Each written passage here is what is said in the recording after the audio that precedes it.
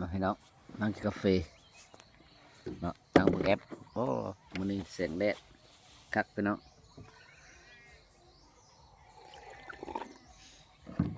ดีใจพี่น้องแอปเอ่อ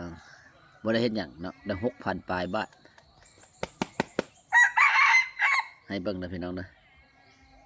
แอปบ่ได้เฮ็ดหยังไปซื้อติงงัวติคุยเนาะ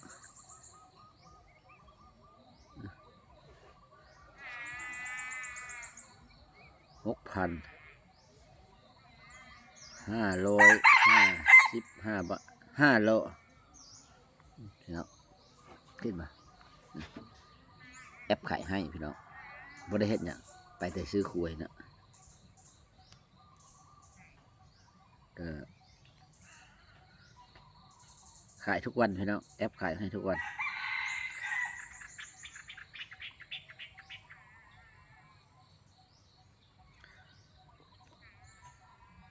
โค้ดน้องกล้องเป็นโค้ดเดี๋ยวดินะยาย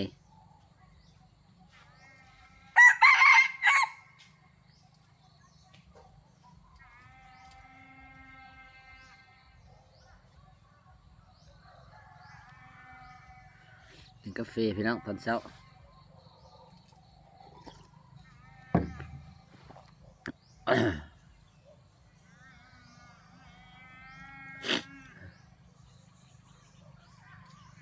บนเฮ็ดก็มีแอปขายให้พี่น้องแอปขายให้นี่ก็สบายดีใจพี่น้องนะแต่ว่าจะให้รวยเลยบางก็รวยพี่น้องขายมื้อละ100 200 300 400 500บวกเข้าไปเป็น6,000 7,000 6,500ปลายกว่าบาทแล้วพี่น้อง เนาะถอนไส้บ่มีก็ถอนไส้พี่น้อง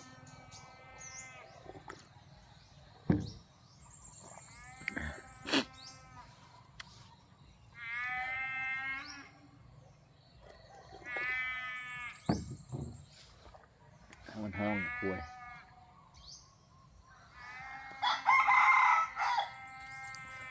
แล้วก็หม้อไฟมดนะพี่น้อง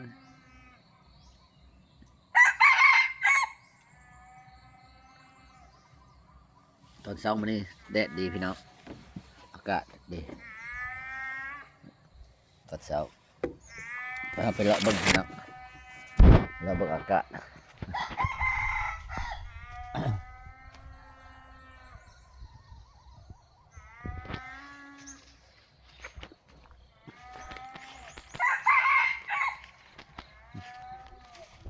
เลาะเบิ่งอากาศพี่น้อง